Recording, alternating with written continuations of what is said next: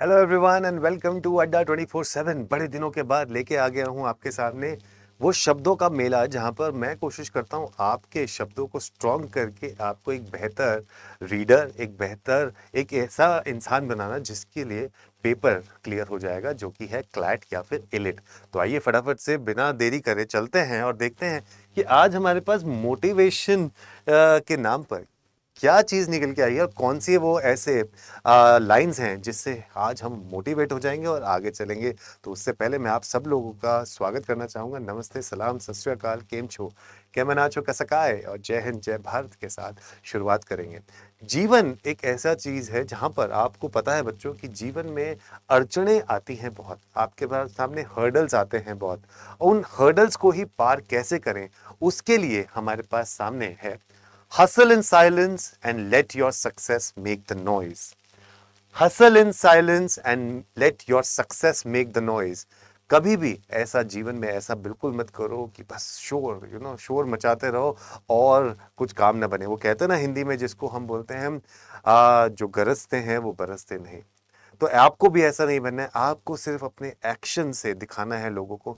लोग आपके आसपास आके आपको जरूर डिमोटिवेट करेंगे, आपको नीचा दिखाने की कोशिश करेंगे, लेकिन आपको निरंतर आगे बढ़ते जाना है और अपनी उस मुकाम पे पहुंच के लोगों को शांत कर देना है जो ये सोचते थे कि आपसे नहीं हो पाएगा, आपको हमेशा डीमोटिवेट करते थे। आपको अपना खुद सेल्फ मोटिवेटर बन के आगे बढ़ना है और दुनिया को दिखाना है कि yes we can do it. And for that let's join these particular words and let's come together. So let's see.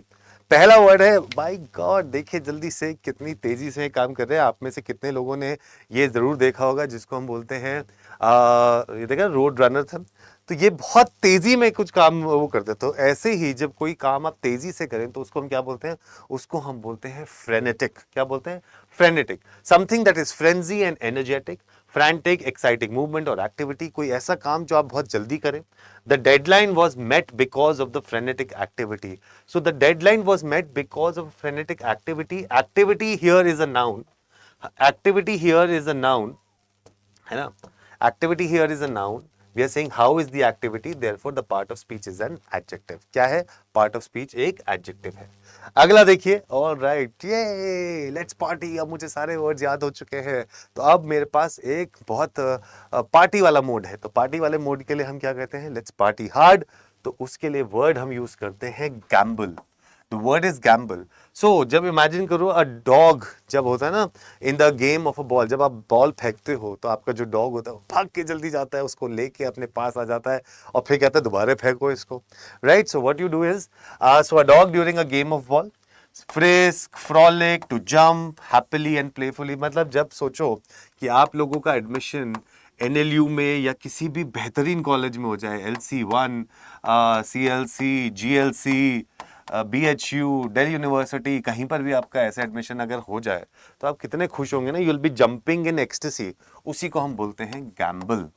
ठीक है? So my dog gamble towards me when I came home. आप में से जितने लोगों के पास भी अगर पेट होगा तो आप उसमें देखते होंगे कि जब कभी भी आप घर जाते हैं तो आपका डॉग चाहता है कि आप उसके साथ खेलें। तो वो खेलना कूदना इज कॉल्ड गैम्बल। क्या बोलते हैं उसे हम? गैम्बल। नेक्स्ट देखते हैं। Alright, it's fake. ठीक है? आज भी अभी एक न्यूज आई थी, CBSE ने बोला था भैया उन लोगों से दूर रहो जो आपको फेक जो पेपर्स हैं और वो आपको कह रहे हैं यार पैसा दोगे तो आपको सैंपल पेपर्स मिलेंगे, जबकि CBSE तो आपको फ्री ऑफ कॉस्ट वो सैंपल पेपर्स दे रहा है। तो यहाँ पर फेक के लिए हम क्या वर्ड यूज कर सकते हैं? The word is factitious. Factitious. So something like sound like fictitious. Fictitious का मतलब होता है something that is artificial, fake. So meaning क्या होगा? Artificial, specious, counterfeit, spurious, fake. उसको हम बोलते हैं factitious. So the story he told everybody was factitious, मतलब was unreal, it was fake. So ऐसा हम इसको बोलना चाहते हैं और आप इस वर्ड्स को यूज कर सकते हैं। सो फैक्टिशियस स्माइल मतलब दिखावटी, दिखावे वाली स्माइल, ठीक है, जो सच्ची ना हो, उसको हम बोलते हैं factitious. Next one. Alright, now हर किसी की जिंदगी में एक ऐसा टाइम आता है जब वो शांति से जाता है, ऐसे करके वो बैठता है इन दैट जेन मोड। ठीक है? In that zen mode. सो इसके लिए हम क्या वर्ड करते हैं? The word is equanimity. Equanimity is calm soul, something that's aplomb, calmness, composedness, coolness, equilibrium, मतलब शांति. ठीक है ना? So when you talk about शांति, ठीक है, when you talk about Shanti, so that is called equanimity. See, placidity, calm state, usually due to shock, disappointment. कई बार होता है ना कि कई बार आप शांति में उस स्टेट में पहुंच जाते हो जब आपको कोई बहुत ज्यादा धक्का लगता है या फिर आपका दिल टूट जाता है and you become quite completely. तो that's called equanimity. So he received his mother's death with equanimity, very calmness. कई बार होता है ना जब आपको ऐसी कोई खबर सुनने को मिले तो वो खबर आपको ऑटोमेटिकली शांत कर देती है. तो शांत के लिए इज इक्वानिमिटी. क्या कहते हैं उसे हम? It is equanimity. Next one, seal of approval. So what is seal of approval? कि आपने इस चीज को अप्रूव कर दिया है. So the word that we use is approbation. Approbation मतलब कि अब आपका प्रोबेशन का पीरियड, जब आप कहीं काम करते हैं, नौकरी करते हैं, तो नौकरी में आप एक प्रोबेशन पीरियड भी होते हैं. वो प्रोबेशन पीरियड जब आपका पूरा हो जाता है तो उस प्रोबेशन पीरियड को हम क्या बोलते हैं? Approbation. That means you have become permanent, you have become an approval मिल गया है. ठीक है, वैलिडेशन मिल गया है, कमेंडेशन मिल गया है. ठीक है, so after probation you get approbation. So you get an approval and you become permanent. You become permanent. So that is called approbation. So don't rely on approbation by others to feel. Okay? So it's a noun. It is a noun. Next one. Oh, imagine if you are eating food like this.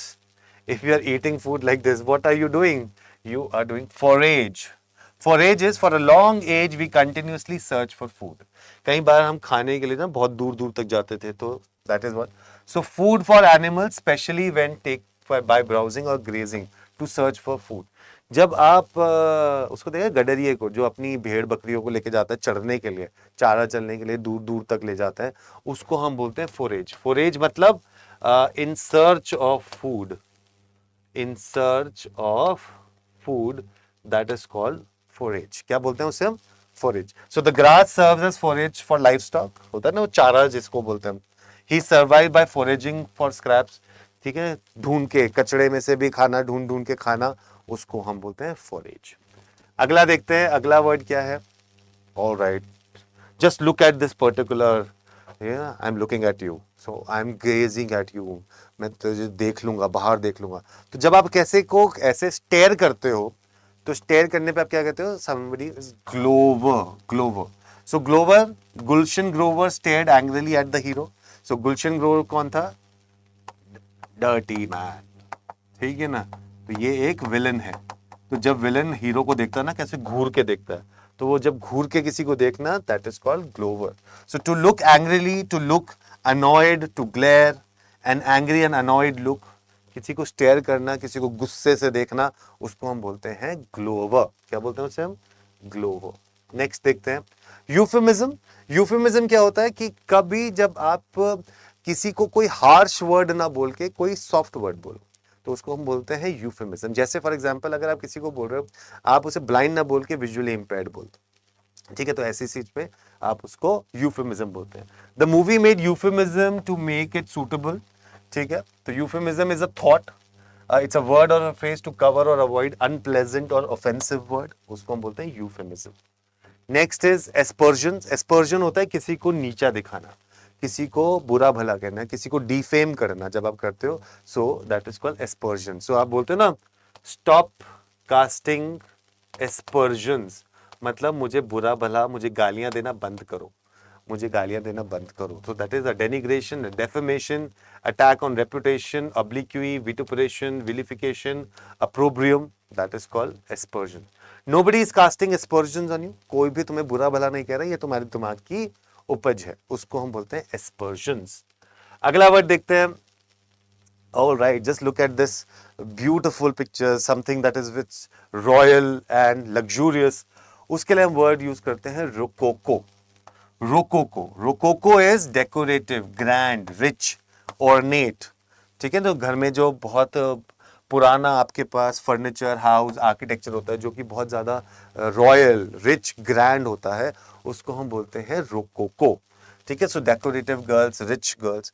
The rococo furniture made the house look rich and grand. Rococo furniture होता है ना, जब आप कहीं जाते हो, ancient आपको furniture मिलता है जो ऊपर देख के आप कहते हो वाह क्या नक्काशी करी गई है, तो उसको हम बोलते हैं रोकोको।